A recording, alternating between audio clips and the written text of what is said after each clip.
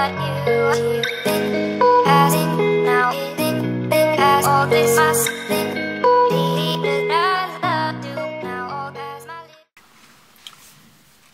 On est arrivé hier, donc ça veut dire samedi, on repart vendredi. Donc on fait 6 jours. 6 jours dans un très beau lac, une gravière qui est alimentée par des nappes phréatiques, donc d'où cette eau assez transparente. Donc hier on n'a pas pu faire de vidéo, ou alors très peu, parce qu'il y a eu un vent extrêmement fort qui allait à 100 km/h. Donc c'était impossible de se plomber, de marquer, voire de pêcher. C'était très compliqué pour lancer les cannes. Du coup ce qu'on a fait, c'était hier, on a mis un petit sac soluble ou filet soluble, on lançait ça où on voulait. Et aujourd'hui on a se plombé, marqué, on a fait les choses bien. Donc j'ai marqué dans mon téléphone l'emplacement de mes cannes et les tours de piquet, les profondeurs, donc c'est assez utile, surtout quand on pêche sur une longue période, pour savoir qu'est-ce qu'on doit changer ou pas. Donc là j'ai 4 cannes, je pêche à 4 cannes, donc mes cannes varient entre 3 mètres et 3 mètres 60. Donc voilà, donc je pêche sur un plateau.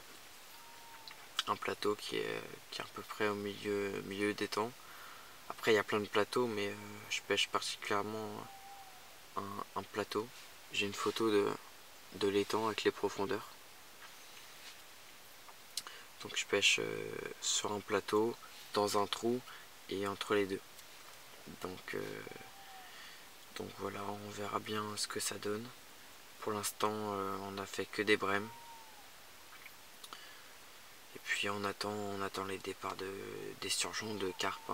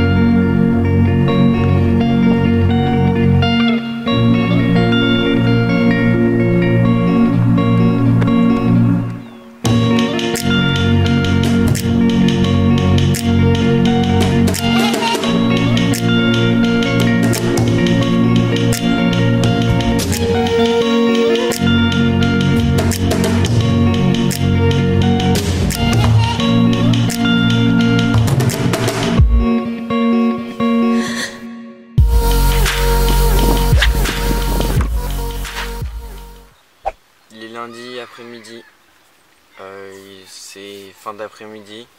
Hier, cette nuit a été productive pour Quentin. Il a fait un surgeon de 39 kg au bord à quelques mètres. Moi ça n'a rien donné cette nuit, mis à part quelques touches. Donc voilà, on perd pas le moral, on essaye, on se bat contre la météo. Il n'arrête pas de pleuvoir, il y a du vent, c'est vraiment galère. J'espère que ça va se passer pendant la semaine.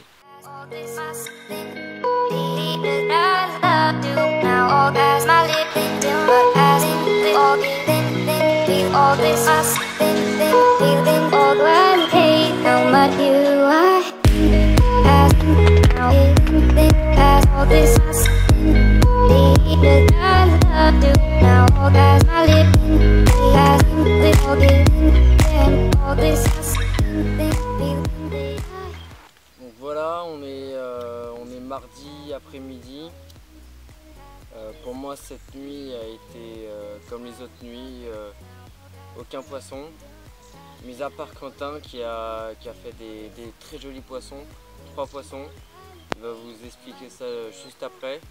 Donc moi j'ai décidé de changer de poste, d'être le 12, je me suis mis au 10.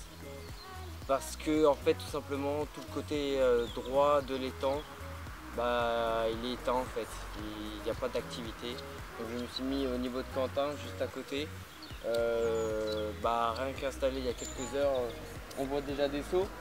Enfin, je pense que c'est déjà inaccessible en lancer, donc après on verra si on peut faire ça longer la berge.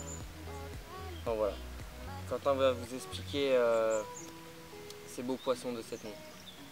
Donc déjà étant venu à Carpatrophy, sur ce même poste, le 10, j'avais réussi à capturer une carpe de 20 kg juste derrière Clément, là, à 15 mètres du bord. Donc j'ai décidé, vu que j'avais personne au 10, de réitérer ce système. Sauf que là, je pêche entre le 10 et le 11 à 20 mètres du bord. Il y a à peu près 3 mètres d'eau. À la base, c'était un spot pour pêcher les sturgeons, comme ils longent les bordures. Donc j'ai dû mettre une dizaine de kilos de pellet dans l'eau. Booster, un coup boosté, un coup pas boosté, tout ça. Et celui j'ai la chance de toucher deux très jolis poissons. Une carpe de 16 kg et une carpe de 13 kg. Troisième. Non, la troisième, je l'ai fait sur un autre coup. Ouais. Et puis le troisième poisson, en fait, comme Clément vient de dire, je l'ai fait sur un troisième coup, à peu près 70 mètres du bord, amorcé à la bouillette avec un petit peu de chène vide. La canne a été échée d'une épice indienne de chez Horizon. J'ai associé à ça, j'ai mis une chaussette de bouillette avec une dizaine de bouillettes, pareil, épice indien.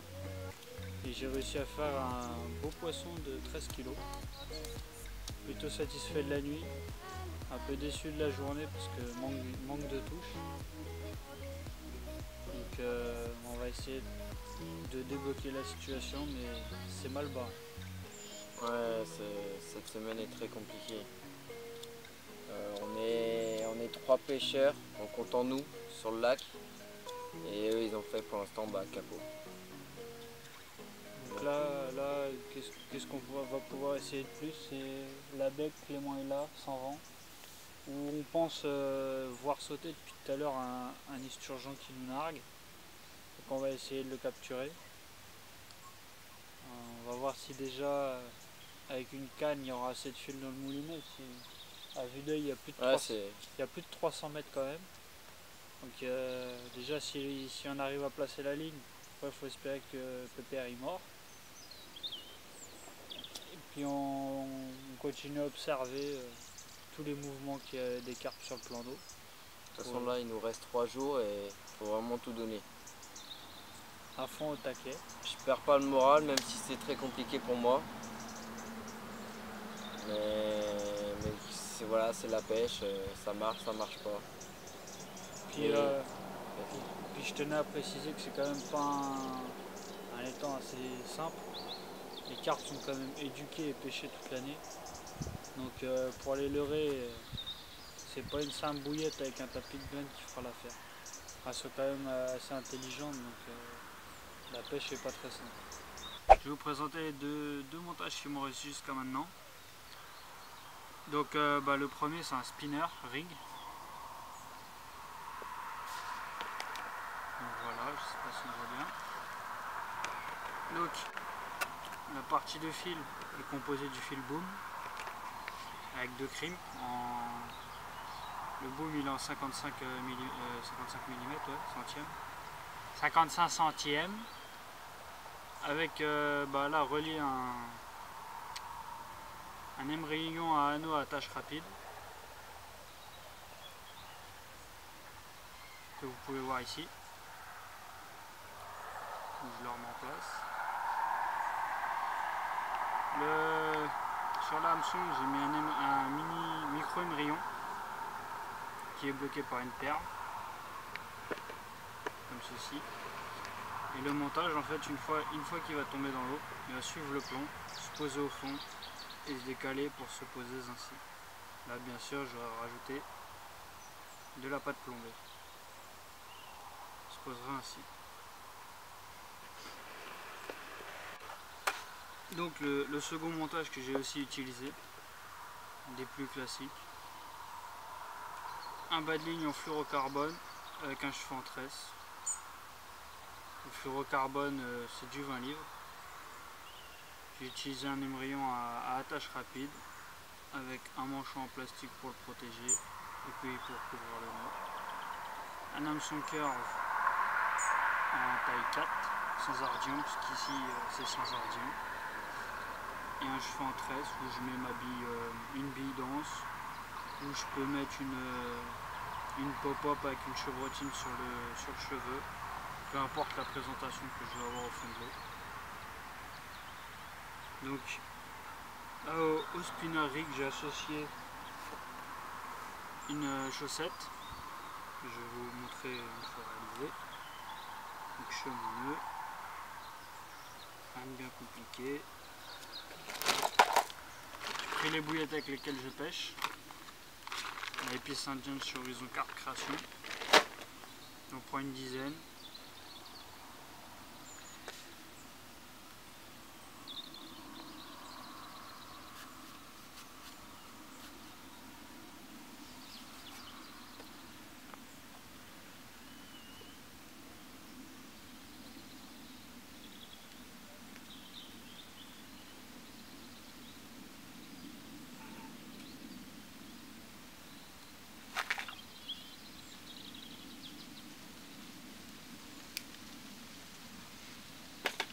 Voilà la chaussette réalisée.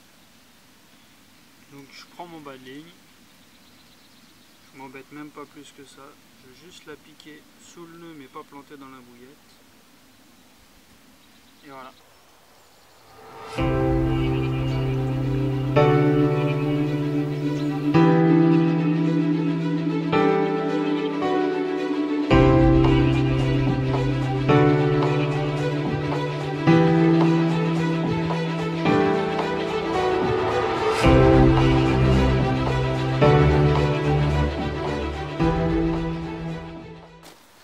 On est mercredi matin, comme vous pouvez le savoir, j'étais sur le poste 12, donc j'ai changé poste 10.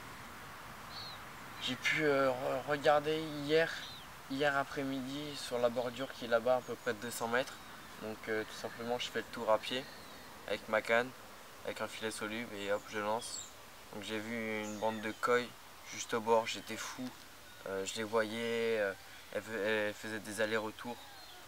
Donc j'ai attendu, j'ai observé, j'ai vu un saut à quelques mètres, j'ai lancé ma canne, j'ai lancé quelques billes et 2 secondes plus tard mon fil il s'est tendu parce qu'il était par terre bien sûr, hein. J'avais pas de détecteur, il se tend et donc là je vais faire et malheureusement décroché. Donc le reste de l'après-midi j'ai mis 3 cannes là-bas, malheureusement j'ai eu 2 départs et 2 décrochés malheureusement. Donc toujours confiant, je remets des cannes pour le soir. Début de soirée, gros départ, content y faire. Et comme elle a plus de 200 mètres, je ramène le poisson, il était costaud, c'était lourd. Je pense plus de 20 kg, quasiment sûr. Et au bord, il me prend du fil. Le poisson il va vers les cannes de Quentin. Quentin ramène une de ses cannes pour pas qu'il s'en mêle. Et malheureusement, dès qu'il fait ça, je sais pas pourquoi, il s'est décroché. Donc soit le fil de Quentin a fait balance sur mon fil ou je sais pas et ça s'est décroché. Donc certes c'était très dur pour moi, sachant qu'en une semaine, enfin en 4 jours j'ai rien fait et là j'ai un gros poisson au bout de ma canne et puis il se décroche à quelques mètres. C'était vraiment très compliqué pour moi, mais bon je m'arrête pas là. En pleine nuit je vais dans l'eau, donc je fais le tour dans l'eau avec ma canne. Je la lance toujours au même endroit avec un filet soluble, sans amorçage, juste un gros sac soluble. Et puis rien d'autre dans la nuit, à part quelques touches. Et là, sûrement avec Quentin, on va demander pour changer encore de poste. on va se mettre de l'autre côté parce qu'on a vu depuis hier, voire 2 jours, qu'ils étaient là-bas en fait. Ils bougeaient pas, ils étaient là-bas en bordure. Donc pour nous, là il y a à peu près 300 mètres. Donc pour nous, ça sera impossible de lancer. Et on sera là, si on sera là-bas, ça sera beaucoup plus simple pour nous, ça sera en bordure. Et puis espérons pour les dernières 48 heures faire du poisson.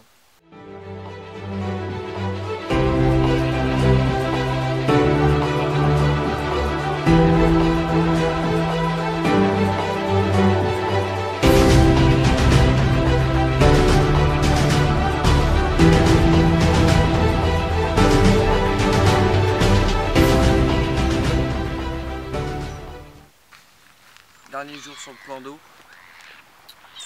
ça s'annonce pas terrible pour la fin.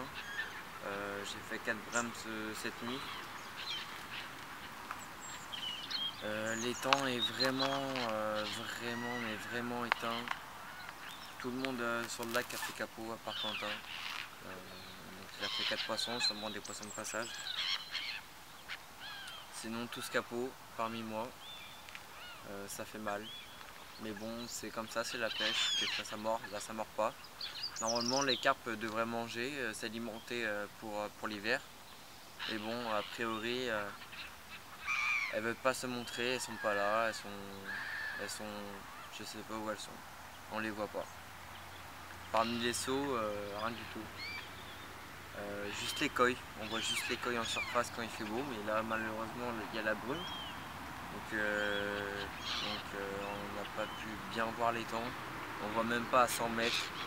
Donc on a relancé les cannes vers 11 h, en tout cas pour moi, pour que je voie bien. J'ai eu un départ, un petit départ ce matin, touche de retour. Quand j'ai ferré, elle n'avait plus la bouillette à la bouche. Donc je sais pas si c'était une brème, une carpe ou une coille. C'est comme ça, donc j'ai relancé ma ligne. Et puis on verra bien ce qui se passe dans l'après-midi. Normalement ça devrait se lever. Comme ça je pourrais observer les coilles et essayer de les attraper, même si elles sont très malignes. Elles savent les pièges. Sinon on fera une nuit vendredi à samedi là pour s'éclater, pour oublier un peu cette session assez compliquée. Donc ça serait un carpodrome juste à côté de ce lac là pour essayer de s'éclater et toucher les coilles qu'il y a là-bas. Donc c'est vraiment des pépites, c'est des petites coilles mais vraiment super sympathiques. Donc on va essayer de les attraper. Donc ça sera une pêche très fine, très discrète parce que c'est des petits poissons, hein. C'est pas des très gros poissons. Donc, elles ont l'habitude aux pêcheurs au cou, aux feeders, donc ça sera vraiment des tout petits balignes avec des tout petits appâts. Vraiment la discrétion. Ah, une touche. Ah!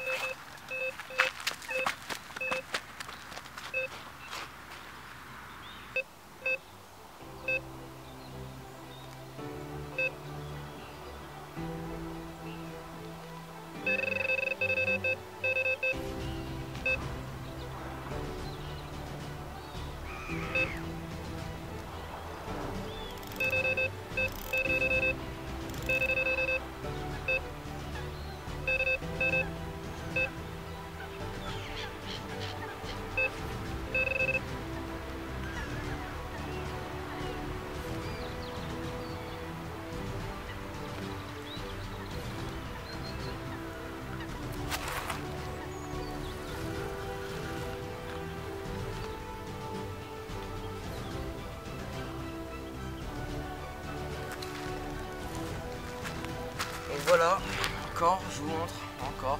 Elle a lâché la bouillette, je sais pas qu'est-ce qui se passe. Je vais changer mon hameçon, mais je comprends pas, il pique très bien. Je sais pas, ce sera le mystère. Voilà, j'ai relancé tout ça et je vous reprends juste après.